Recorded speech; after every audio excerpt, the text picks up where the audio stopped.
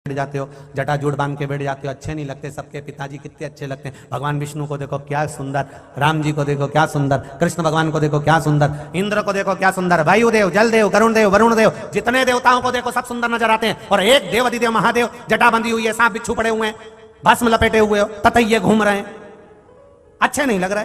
भगवान गणेश जी ने कहा मुझे एक बार आपका असली चेहरा देखना है, एक बार आपको अच्छा देखना है। भगवान ने कहा मैं रहने दे, मेरे को तो ये पाउडर लगे रहने दे, नहीं मेरे को देखना। भगवान ने अब की बार गणेश जी का हाथ पकड़ा, ले गए हरिद्वार। हरिद्वार ले जाकर भगवान ने कहा तू असली स्वरूप मेरा देख ही ले। और जो शंकर भगवान नहाने के लिए गंगा में कूदे, कूदते से ही जैसे बाहर निकले और केश भोलेनाथ के जो उन्होंने हिलाते से ही गणेश जी उनको देख के स्तुब्ध हो गए। आते से गणेश जी ने चरण पकड़ लिए, जैसे थे वैसे ही हो जाओ। शंकर भगवान बोले मैं नहीं होऊंगा वैसा। गणेश जी गए, चिता भस्म लेकर आए, लाके उन्होंने पिताजी के ऊपर पूरा बोरा उंडेल दिया भस्म का। शंकर भगवान ने पूछा ये क्यों कर रहा है? गणेश जी बोले आप मेरी मैया पार्वती से ज्यादा सुंदर दिख रहे हो और मैं मेरी माता से ज्यादा सुंदर किसी को नहीं देख सकता। अंदर से मुझे जलन हो रही है, ईर्ष्या हो रही है, आप जैसे थे वैसे हो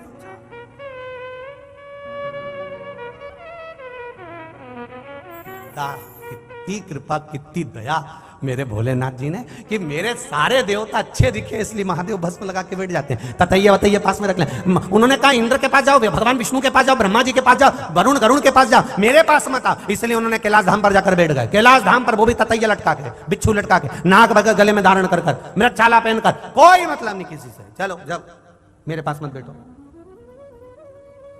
आज भी राम मंदिर में बैठने की जगह होती है, कृष्ण मंदिर में बैठने की जगह होती है, देवी के मंदिर में बैठने की जगह होती है, सारे देवताओं के मंदिर में बैठने की जगह होती है, पर शंकर जी के गर्भगृह में बैठने की जगह नहीं होती। क्यों? लोग इतना पानी ढोल के जाते हैं कि साड़ी भी बचा के चलना पड़ता है। महादेव कहते हैं मेरे पास बैठ के टाइम बर्बाद मत करो, अपने घर जाओ। चलो यहां से बस लोटा चढ़ाओ और अपने घर जाओ। तो किसी ने पूछा महादेव जी आपके पास में समय क्यों नहीं है? महादेव बोले मैं खुद राम नाम जपता रहता हूँ, कृष्ण नाम जपता रहता हूँ, तुम भी जपो, अपने घर जाओ, टाइम काय को बर्बाद करते हो। पूरे दिन भर में 24 घंटे में एक लोटा जल लेकर, बस ज्यादा समय नहीं लगता एक लोटा जल चढ़ाने में, लगता है क्या? अरे बोलो तो जम के, नहीं लगता। एक लोटा जल चढ़ाने में कोई समय नहीं, लोटा भर के अपने घर से ले गए, हर महादेव, और लोटा लगाया, वापिस झेला, चल दिया पुनः। और बच्चा कुचा था, कोई नहीं देखे तो 3-4 बेलपत्री उठा लोटे के अंदर रख के और ले गए। और नहीं तो फिर वैसे तो आज के समय में शंकर जी के मंदिर में बेलपत्री मिलना बहुत कठिन काम। पहले के समय में जैसे कोई अच्छा व्यक्ति ढूंढना कठिन था, वैसे शंकर जी के मंदिर में बेलपत्री ढूंढना कठिन काम हो गया, बहुत कठिन। जो जाता है, एक कोई चढ़ा के जाता है, दूसरा पहले उठा के धर लेगा, दूसरा चढ़ा के गया, तीसरा पहले उठा के धर लेगा। कितनी खुशी होती होगी, कितना प्रसन्नता होती होगी। जिन शिव मंदिरों में लोगों के जाले नहीं निकलते थे, उसमें कुत्ते बैठे रहते थे, धूल पड़ी रहती थी, आज उस शिव मंदिर में लोग जल चढ़ाने के लिए लाइन लगाएं। इससे बढ़कर कोई सौभाग्य नहीं, उससे बढ़कर कोई खुशी नहीं। ना कोई ढोंगे, ना कोई प्रपंच, ना बेल है, ना भभूति, केवल शंकर भगवान के नाम का गुणगान है, शिव का स्मरण है, केवल शिव तक और कुछ नहीं। कर सेवा तू लगन लगाकर, मन में सच्चा भाव जगाकर, ही की आंखें खोलो रे अब वल्लभ ले। महाराज नेत्र की खुल जा, रो रहा है, बेटी की जिंदगी कैसे संवरे, जो बेटी इतनी गलत दशा में पहुंच गई, उस बेटी का जीवन कैसे संवारा जाए। विचार करा क्या करा जाए। शिव की आराधना में वापिस डूब गया, वापिस देवव्रत फिर डूब गया।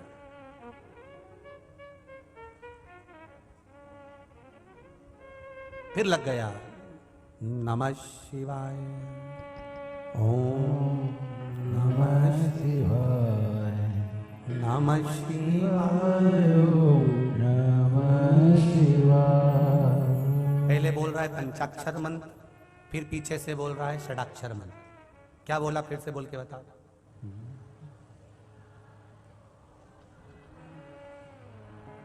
नमः ओम। पहले कौन सा मंत्र आ गया? पंचाक्षर। इसके बाद में जैसे ही बोला ओम नमः शिवाय, आ गया षडाक्षर। फिर इसके पीछे आ गया वापिस बोलो, एक बार फिर से बोलो, नमः ओम नमः शिवाय, नमः शिवाय, नमः शिवाय। महाराज जैसे माताएं मंगलसूत्र पहनती है तो 4 काला दाना है या 2 काला दाना है, उसके बाद में 1 सोने का, फिर 2 काला, फिर 1 सोने का, फिर 2 काला, फिर 1 सोने का। किसी ने पूछा ये मंगलसूत्र में काला दाना क्यों होता है, लाल दाना क्यों होता है, सोने ही सोना क्यों नहीं होता? तो कहा महाराज ये काला दाना पति को बुरी नजर से बचा कर रखता है और मेरा बना कर रखता है, बुरी नजर से बचा।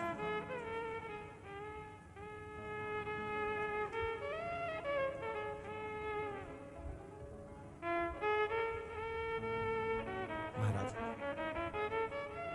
इसलिए पंचाक्षर, षडाक्षर, द्वादशाक्षर, 2.5 अक्षर का, 2 अक्षर का, इन मंत्रों का अपना एक आनंद है महाराज जी। कैसे जपना है, कैसे धारण करना है, कैसे उसका गुणगान करना है, ये हमारे ऊपर होता है।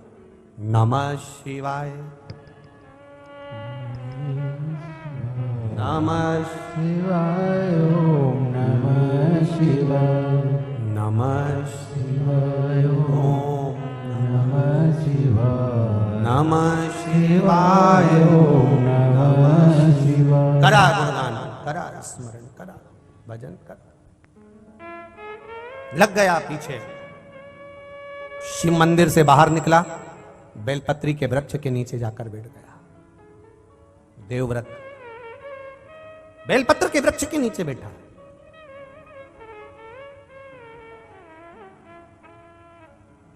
कंजरी में जपा हुआ मंत्र जाप, फिर तीर्थ में जाकर जपा हुआ मंत्र जाप, फिर नदी के तट पर जपा हुआ मंत्र जाप, फिर वन में जपा हुआ मंत्र जाप, फिर किसी वृक्ष के नीचे बैठकर जपा हुआ मंत्र जाप। बहुत अंतर है इनमें, ध्यान दीजिएगा। सभी लोग आस्था चैनल पर कथा सुन रहे हैं, घर घर में कथा चल रही है, प्रत्येक घर में कथा चल रही है, करोड़ों लोग कथा को सुन रहे हैं। आप घर में कथा सुन रहे हो, मना नहीं है, घर में किया गया भजन। कई लोग कहते हैं गुरुजी पशुपति व्रत क्या हम घर में कर सकते हैं? मना नहीं है, पर दिक्कत केवल इतनी सी है कि वो दिया लगाने कहां जाओ, कौन से नंबर का दिया, बोलो बोलो जम के। 6 नंबर का जो दिया, 5 दिया तो तुम घर के अंदर लगा दोगे, पर वो 6 दिया दरवाजे पे लगाने कहां जाओ? दिक्कत वहां आई। इसलिए पशुपति व्रत मंदिर में जाकर किया जाता है। कोई भी व्यासपीठ से अगर बताया जाता है तो आप लोगों को कहा जाता है कि मंदिर में जाकर करो, मंदिर में पहुंचकर करो। मंदिर में जाकर करो क्यों? क्योंकि घर में जो शिवलिंग होता है उसकी आराधना, उसकी पूजन केवल आप अकेले करते हो या घर के लोग करते हैं, पर मंदिर में जो शिवलिंग रहता है उसकी आराधना कोई किस भाव से आ रहा है, कोई किस भाव से आ रहा है, उसकी आराधना वो उस भाव से करता है। इसलिए मंदिर के शिवलिंग का जो तपबल है, हमारे यहाँ कहते हैं कि मंदिर का शिवलिंग, फिर वन का शिवलिंग, नदी के तट का शिवलिंग। जैसे अभी आपको कहा कि भजन का बल कंजरी में कर रहे हो, फिर राम मंदिर के अंदर बैठकर कर रहे हो, फिर राम मंदिर के बाद में वन में कर रहे हो, वन के बाद में किसी नदी के तट पर कर रहे हो, नदी तालाब के तट के बाद में फिर किसी जंगल में कर रहे हो, जंगल के बाद में किसी वृक्ष के नीचे बैठकर कर रहे हो। उस तपबल का स्थान देखा जाता है कि तपबल किस जगह का। कभी कभी कथा के पहले में कहा था, आप लोगों ने ध्यान दिया होगा कि ड्राइवर की सीट पर जो जाकर बैठ जाता है, जाने वाले व्यक्ति को नहीं मालूम कि ये ड्राइवर नहीं है, पर कहता क्या है, क्यों ड्राइवर साहब गाड़ी कहां जाएगी? ड्राइवर तो भूल गया, गाड़ी मेरे को चलाना आती नहीं तो भी लोग मुझे ड्राइवर कह रहे हैं, मेरी गाड़ी नहीं है तो भी लोग मुझे ड्राइवर कह रहे हैं और मुझे पूछ रहे हैं। उसी तरह किसी संत की जगह पर, साधु की जगह पर, सन्यासी की जगह पर, तपस्वी की जगह पर, किसी वृक्ष के नीचे, किसी वन में जाकर, किसी नदी तालाब में बैठकर, किसी तीर्थ में बैठकर जब हम तप करते हैं, भजन करते हैं, साधना करते हैं, स्मरण करते हैं, तब उस स्थान का पुण्य हमारे खाते में आ जाता है और हमारा बल बढ़ जाता है, फिर उसका एक आनंद बढ़ जाता है, उसका एक सुख बढ़ जाता है।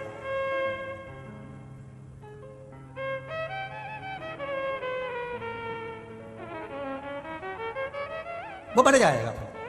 इसीलिए महाराज शिव के सिवा कहीं दिल ना लगना, नहीं तो पड़ेगा तुझे आंसू बहाना, भोले के सिवा कहीं दिल ना लगा।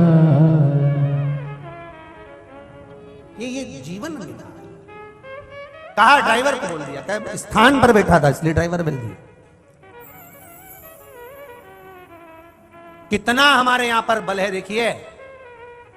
मास्टर की धर्म पत्नी मास्टर नहीं होती, होती है क्या? अरे बोलो तो रे, नहीं होती। फिर भी लोग क्या कहते हैं? मास्टर नहीं आई है, मतलब मास्टर की धर्म पत्नी आई है। डॉक्टर की धर्म पत्नी डॉक्टर नहीं होती है क्या? नहीं। फिर भी मंच पर बुलाएंगे तो क्या कहेंगे? डॉक्टर साहब एवं श्रीमती डॉक्टर। अब ये तो डॉक्टर थी ही नहीं, पर डॉक्टर के साथ जुड़ गई तो डॉक्टर नहीं हो गई।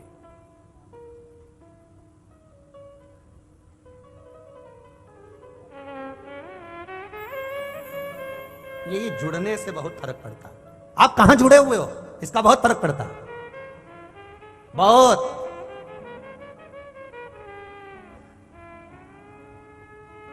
आप कहां नैन मिला रहे हो इसका बहुत फर्क पड़ता है। आप किसको देख रहे हो इसका बहुत फर्क पड़ता है, बहुत। एक बार तुम मंदिर में जाकर भगवान को एक टकटकी लगाकर देखना, भगवान को एक टकटकी लगाकर देखते रहना, देखते रहो, देखते रहो, देखते रहो, देखते रहो, देखते रहो, बस उसी को देखते रहो। लोग आते जाते तुमको क्या कहेंगे? कितना धर्मात्मा है, भगवान का कितना भक्त है, भगवान को कैसे निहारता रहता है, दिन भर देखता रहता है। और ऐसी टकटकी लगाकर तुम ये कंजरी की रोड पर खड़े होकर गाड़ी पे और कोई छोरी जा रही हो डीकरी,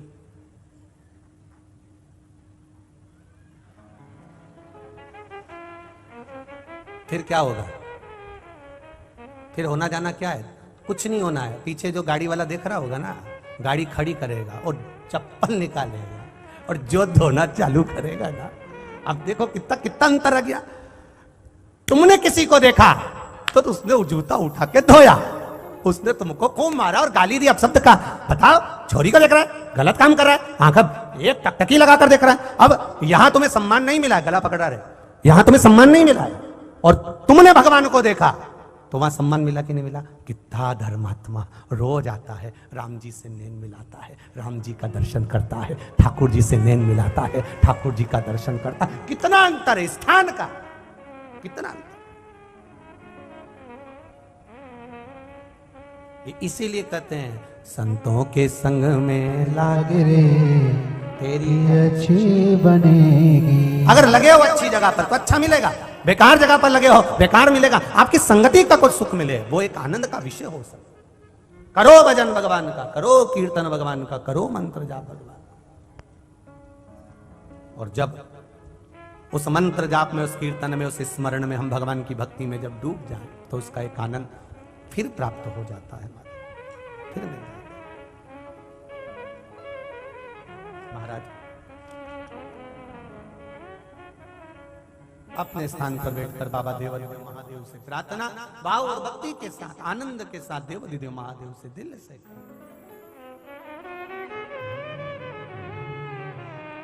श्री शिवाय नमस्तुभ्यं, श्री शिवाय नमस्तुभ्यं, श्री शिवाय नमस्तुभ्यं, श्री शिवाय नमस्तुभ्यं, श्री शिवाय नमस्तुभ्यं। भोला सब दुख काटो भार, ओ भोला सब दुख काटो भार। शिव शंकर जपो तेरी माला, भोले बाबा जपो तेरी माला। भोला सब दुख काटो भार, ओ भोला सब दुख काटो भार। भगवान शिव का गुणगान करा। वृक्ष के नीचे देवव्रत बैठ गया, आसन जमा लिया देवव्रत ने बेलपत्री के वृक्ष के नीचे, और जो जाप करने बैठा जो जाप करने बैठा, आपको पहले भी कथा में कहा, जब कोई विशेष कार्य होता है और वो कार्य नहीं हो रहा होता है तो क्या करा जाता है? जल,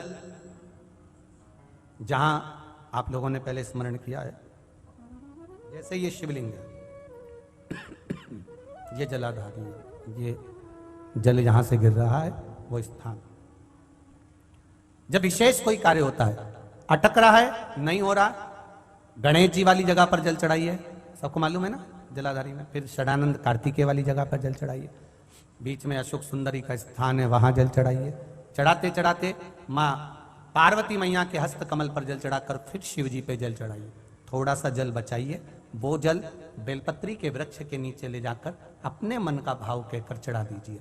4-5 दिन चढ़ाकर देखिए, बाबा हाथ पकड़ लेगा और वो कार्य सफलता देगा। शिव तत्व की ओर से एक पत्र आया है, देखिए।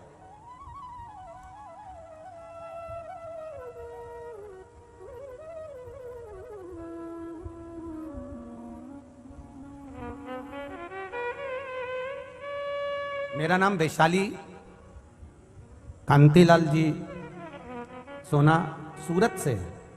कहीं बैठी हो तो हाथ हिलाइएगा जिनने पत्र भेजा। आप ही हैं? दोनों हाथ हिला दो एक बार। श्री शिवाय नमस्तुभ्यं, श्री शिवाय नमस्तुभ्यं। पशुपति व्रत और भगवान शिव को जल चढ़ाने का नियम जो गुरुदेव आपने बताया है, किसी कार्य के लिए जब हम जल चढ़ाते हैं उसके लिए आप जो वर्णन करते हैं उसका वर्णन टीवी के माध्यम से मैं कथा सुनती रही हूं। मेरी बेटी मेघना की शादी को 5 साल हो गए थे, डॉक्टर को दिखाया, कोई संतान का सुख का भाव नहीं आया, सारे इलाज करवा लिए, तभी भी संतान का सुख नहीं था। गुरुदेव आप जल चढ़ाने का कुछ नियम बताते हैं, वैसा जल चढ़ाना हमने प्रारंभ करा।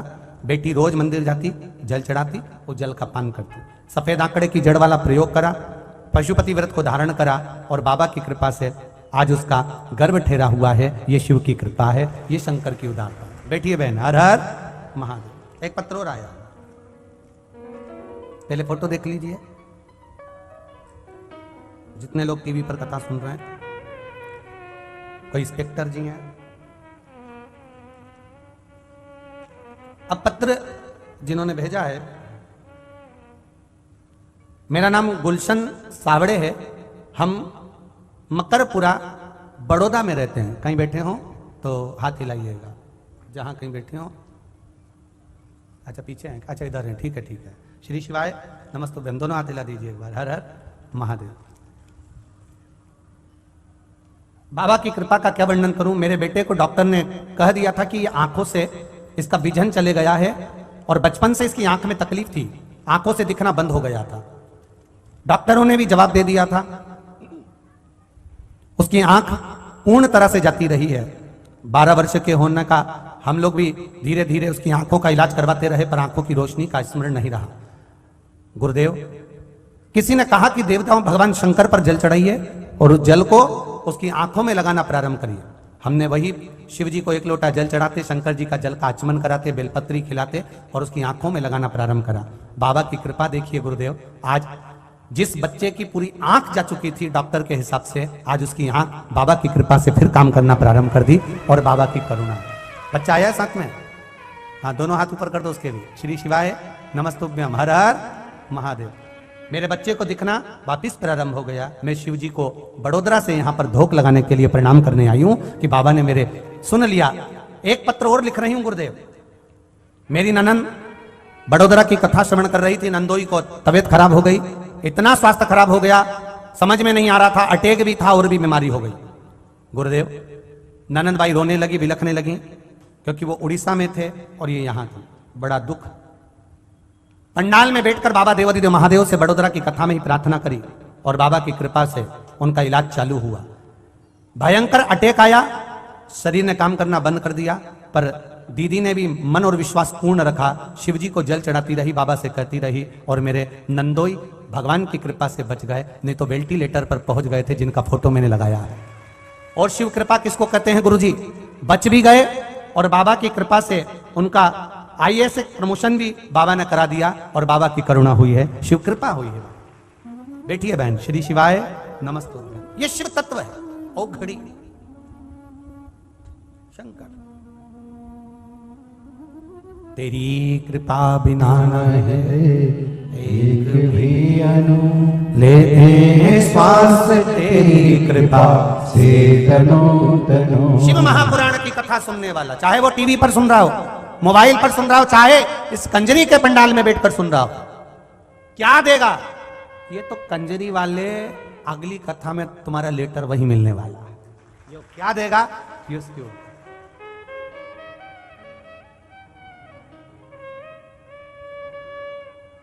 ये संतों की कथा है, भगवंतों की है। यजमान परिवार तो करा रहा है, पर आदरणीय गुरुदेव परम पूज्य महंत श्री राम शरण दास जी महाराज कंजरी राम मंदिर, इनका कुछ, हम तो कहते हैं कुछ प्रबल भाव ही भगवान की कृपा से है, जिनके कारण ये पावन कथा का रसतत्व ग्रहण कर रहा है।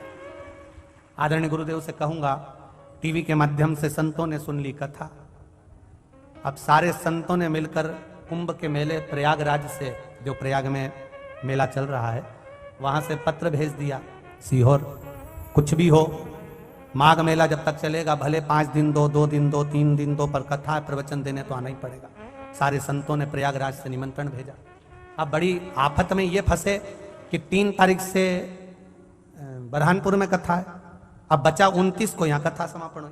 अब 29 को विराम कर कर जावे तो बीच में 3 दिन बचे, और 3 दिन में 1 दिन प्रयागराज पहुंचो, फिर प्रवचन दो, फिर वापिस आओ, फिर बरहानपुर जाओ। बड़ी आफत में फंसे। हमने यहाँ से खबर भी करवाई, पर संत लोग नहीं मान रहे, इसलिए प्रयागराज के जो मेला चल रहा है संतों का, उन संतों के मेले में, प्रयागराज के मेले में 30 और 31 जनवरी 2 दिवस प्रयागराज के मेले को दिया है।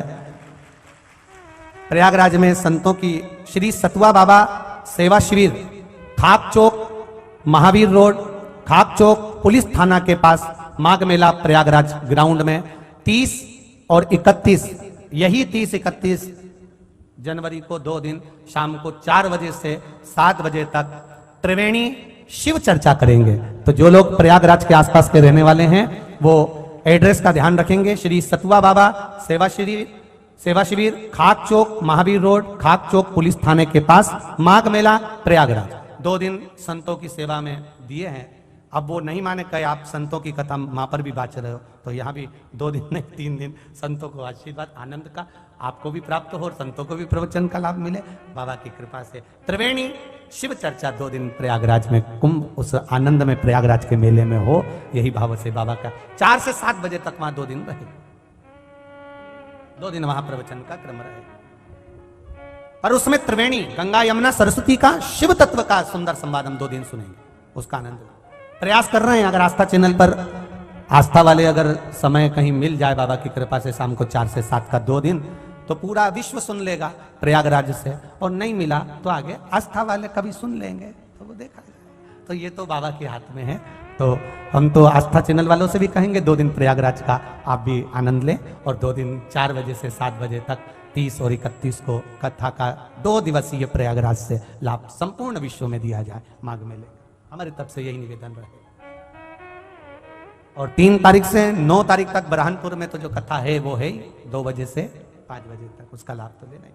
शिव कथा करें।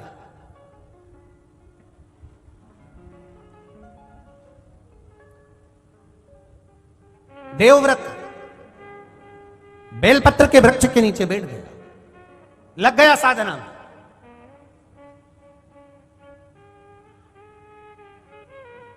अब शिव भक्ति में लग तो गया, डूब तो गया, रम तो गया। फिर निवेदन करेंगे। पहले दिन की कथा याद है आप लोगों को? पहले दिन की कथा कारकोट सांप की याद है? किसी ने सुनी थी कि नहीं सुनी थी? कारकोट नाग सर्प कहां जाकर बैठा था? भगवान शंकर के शिवलिंग के सामने केवल जाकर बैठा है कारकोट सर्प।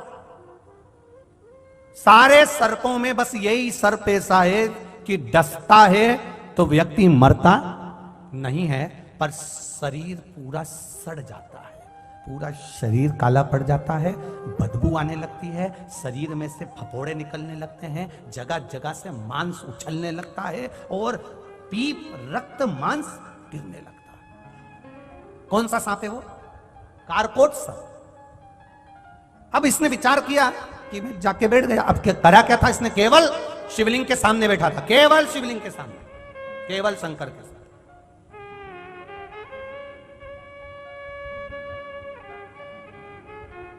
देवव्रत बेलपत्री के वृक्ष के नीचे जाकर बैठा हुआ है और कारकोट शिव जी के सामने जाकर बैठा हुआ है। बैठने का अंतर देखिएगा।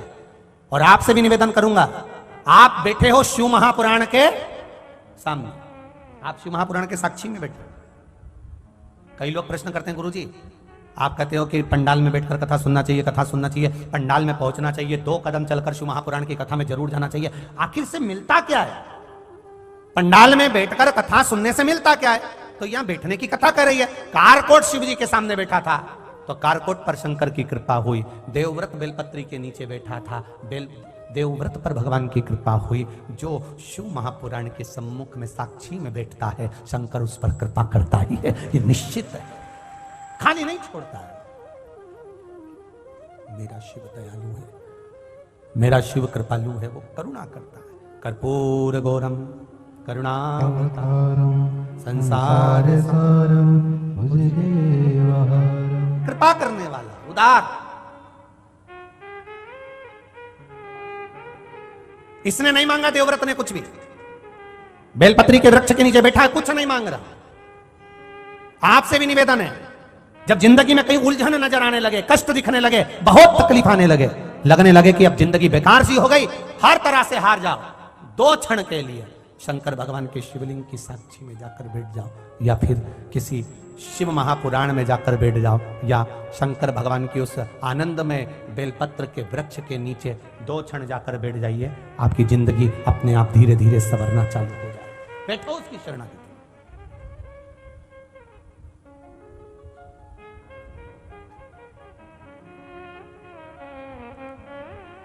कहां बैठ रहे हो, किस जगह पर बैठ रहे हो, वो बैठने का स्थान भी देखा जाता है।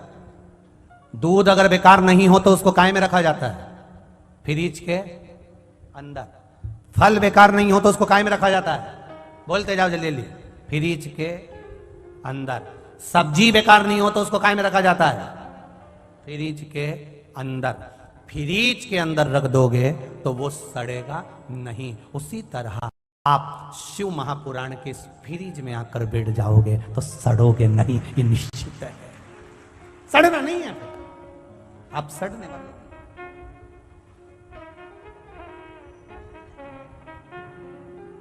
बैठो, लगा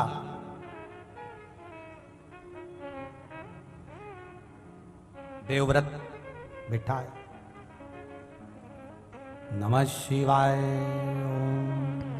नमः शिवाय, नमः शिवाय, नमः शिवाय। बैठा है देवव्रत। इतने में भगवान देवाधिदेव महादेव का कैलाश हिलने लगा। भोजन छोड़ दिया, श्वास एक नासिका के छिद्र से श्वास ले रहा है, उसी से छोड़ रहा है। ना कुछ खा रहा है, ना कुछ पी रहा है, ना उसका कोई भाव प्रकट हो रहा है। केवल अगर वो कर रहा है तो केवल कीर्तन, केवल मंत्र जाप, केवल नाम जाप कर रहा है, केवल नाम जाप और कुछ नहीं। जब कैलाश धाम हिला, सबसे आखिरी में हिलता है कैलाश, इससे पहले इंद्रलोक हिल गया। अगर कोई तप करता है ना, साधना करता है ना, भजन करता है ना, कीर्तन करता है ना, आप लोग भी अगर भगवान का भजन करोगे ना, सबसे पहले इंद्र को तकलीफ होने लगती है। सबसे पहले कहीं इसको कोई ऐसा वर ना मिल जाए, कहीं इसको कोई ऐसा आशीर्वाद न मिल जाए कि इसकी जिंदगी सवर जाए। ये इंद्र का सिंहासन नहीं मंगले, बड़ा सोचना पड़ता है इंद्र को। सबसे पहले इंद्रलोक हिलता है, देवलोक हिलता है। कैलाश धाम तो सबसे आखिरी का है, सबसे आखिरी का।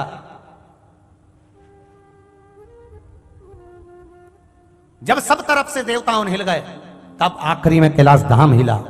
पार्वती जी ने देवाधिदेव महादेव की प्रार्थना करी, हे नाथ, हे करुणा सागर, हे करुणा करने वाले, मेरे विश्वनाथ शंभु, विश्व का भरण पोषण करने वाले, हे भोलेनाथ, आप नेत्र तो खोलो मेरे शंभु, नयन तो खोलिए, नेत्र तो खोलिए।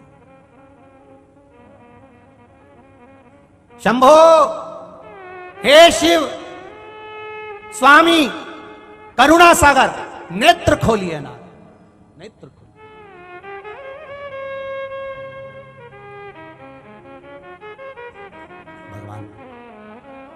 नेत्र खोले। पार्वती बड़ी बेचैन दिख रही हो तुम, क्या बात है?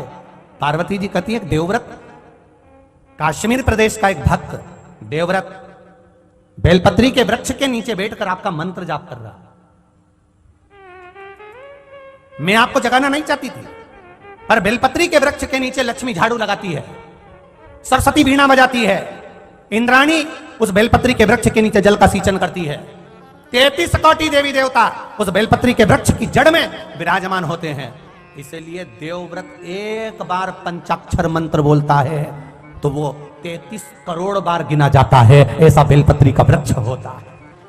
बेलपत्री के वृक्ष के नीचे एक बार अगर भगवान का नाम लिया जाता है तो वो 33 करोड़ बार, 33 कोटि बार गिना जाता है। एक मंत्र केवल नमः शिवाय, ओम नमः शिवाय, नमः शिवाय, ओम नमः शिवाय। 33 कोटि बार गिना है, 33 कोटि। कितना सुंदर लिखा है। अगर आपने लिंग पुराण पढ़ी हो तो लिंग पुराण के अंदर, स्कंद पुराण के अंदर, नर्मदा पुराण के अंदर और शिव महापुराण के अंदर वर्णन मिलता है। विष्णु यज्ञ होता है, शिव यज्ञ होता है, रुद्र यज्ञ होता है, लक्ष्मी यज्ञ होता है, श्री राम नाम यज्ञ होता है, राम यज्ञ होता है, वसुदेव यज्ञ होता है, कृष्ण यज्ञ होता है, मानस यज्ञ होता है, धेनु यज्ञ होता है और अश्वमेध यज्ञ होता है, सर्वोत्तम यज्ञ होता है, सर्वतोमुखी यज्ञ होता है। कितने यज्ञ भारत की भूमि पर होते हैं, ढेर यज्ञ होते हैं। शिव महापुराण की कथा कहती है मंदिर में जाकर एक लोटा जल जब कोई व्यक्ति चढ़ाता है तो विश्व में जितने यज्ञ होते हैं वो सारे यज्ञ का पुण्य एक लोटा जल से प्राप्त हो जाता है। विश्व में जितने यज्ञ होते हैं उसका एक लोटा जल से उसका पुण्य प्राप्त हो जाता है। आप जरा विचार करिए, आप लोगों में से कितने लोग हैं जो जल चढ़ाते हैं? अब आपको रखिए यार, अश्वमेध यज्ञ, सोम यज्ञ, रुद्र यज्ञ, देव यज्ञ, इंद्र यज्ञ, जितने यज्ञ होते हैं भारत की भूमि पर, राम यज्ञ, कृष्ण यज्ञ, ये यज्ञ वो यज्ञ, जितने यज्ञ भारत की भूमि पर होते हैं, जितने संत साधु सन्यासी तपस्वी साधक उपासक, जितने ब्राह्मण जन गुरुजन करवाते हैं, आपका एक लोटा जल जब आप शिव जी को समर्पित करते हो तो इतने यज्ञ आप प्रतिदिन के कर लेते हो, आपके खाते में वो यज्ञ का आनंद प्राप्त हो जाता है। शिव मंदिर तक जाना, शिव की चौखट पर जाना, शंकर भगवान का द्वारपाल, भगवान देवाधिदेव महादेव का द्वारपाल मणिभद्र,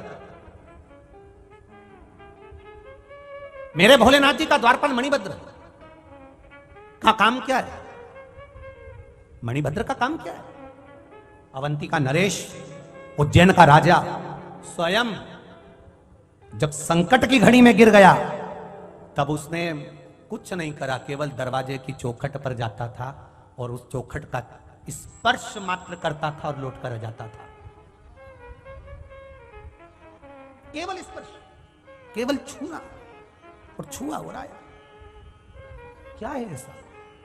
हम फिर कहेंगे आप लोगों से, आप वैसे तो कंजरी वाले, किस्मत वाले हैं, आज से इनका नाम कंजरी वाले नहीं किस्मत वाले कहना चाहिए। महाराज किस्मत वाले हो।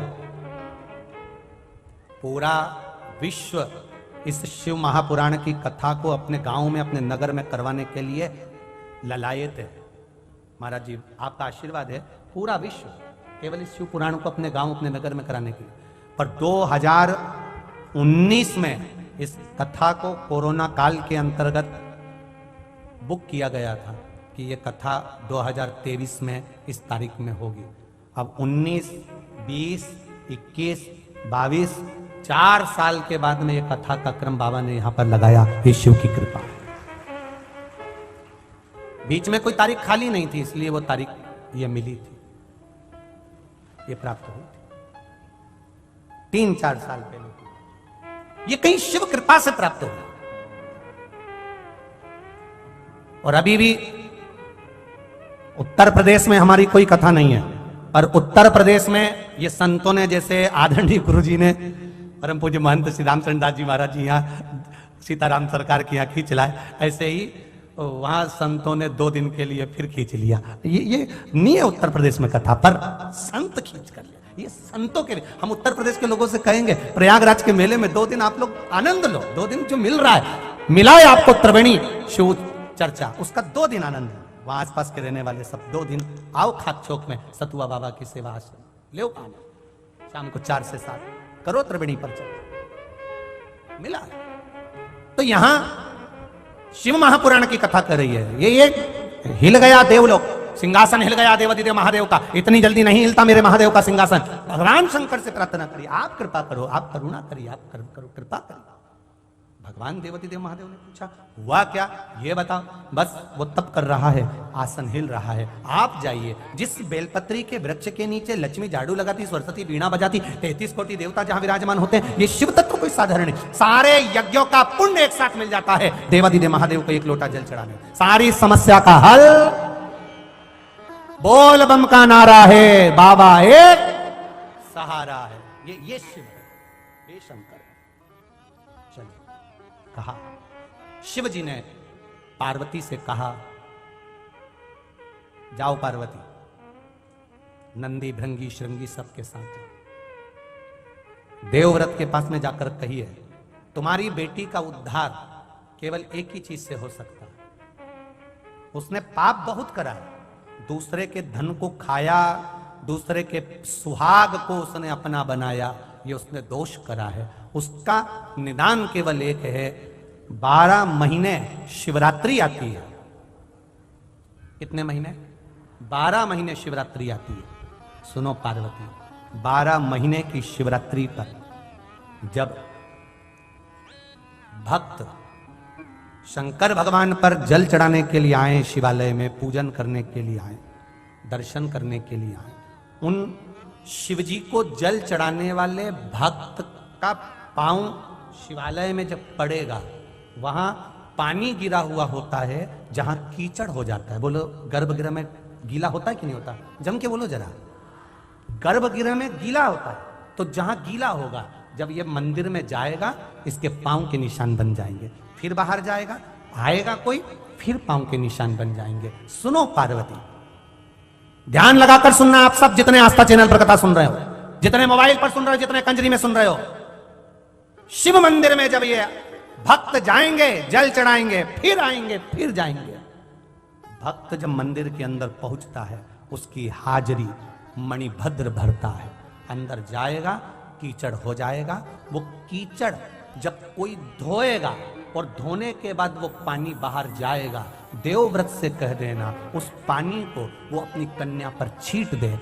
12 महीने शिवरात्रि पड़ती है। जब माघ शिवरात्रि पड़ेगी, उस महाशिवरात्रि का जल का, कीचड़ का पानी उस कुतिया के ऊपर, उस स्वान पर जाएगा, उसकी गति सुधर जाएगी, उसका मोक्ष हो जाएगा।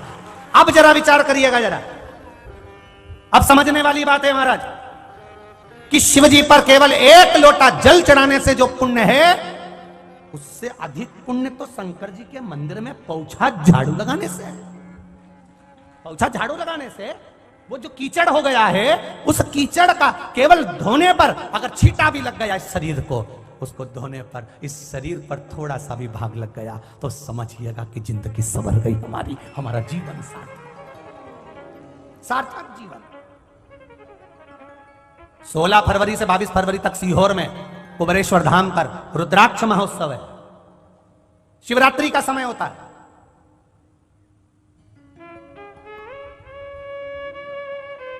शिवरात्रि के समय होता है। फुलेरा धूज भी बीच में आती है। क्यों इतनी महत्व तक सीहोर के कुबेरेश्वर धाम के रुद्राक्ष की होती है? केवल जितने भक्त आते हैं उस रुद्राक्ष उत्सव में भगवान शंकर का जो गुणगान करते हैं, और उस गुणगान के साथ में जो शिव पर जल समर्पित होता है, वो जल का जो महत्व बढ़ जाता है, उसका जो आनंद सुख बढ़ जाता है। आप सब भी आइए उस रुद्राक्ष उत्सव में 16 से 22 फरवरी तक पधारो। ये जीवन में बार बार नहीं मिलता, उसका आनंद प्राप्त करिए। उस रुद्राक्ष की महत्वता को जानिए, क्या है उसमें। शिव के मंदिर में जो कीचड़ मच गया, शिव के मंदिर में कल हमने देखा था, यहां से हम जब जा रहे थे तो कोई भाई लोग पानी की बोतल उन सबको, जाने वाले पथिकों को दे रहे थे। हमने देखा कोई किसी को प्रसाद दे रहा था, कोई किसी के लिए कुछ दे रहा था। देखकर प्रसन्नता हुई। क्यों? तुम्हारा धन किसी काम का नहीं। अगर शंकर के भक्त कहीं निकल कर जा रहे हैं और उनको अगर आपने पानी पिला दिया, कुछ खिला दिया, तो तुम्हारी जिंदगी तो वैसे ही सार्थक हो गई। माघ का महीना और शिव महापुराण की कथा, और मौका मिला ये दोनों हाथों से लुटाने के। हम जजमान से ज्यादा धन्यवाद तो जिग्नेश भाई के परिवार को देना चाहेंगे कि कितनी कृपा हुई है। ये गुरु की कृपा हुई, तब जाकर ये ठाकुर जी आपके घर में 7 दिन भोलेनाथ जी विराजमान हुए। परमार जी बड़ी कृपा ये जिग्नेश भाई पर हुई है। हम कहें ना जाने इनके पिताजी या इनके दादाजी, कोई ना कोई शंकर का भगत होगा, ये पक्का कहता हूं, ये पक्का मेरा विश्वास है। इनके परिवार में कोई ना कोई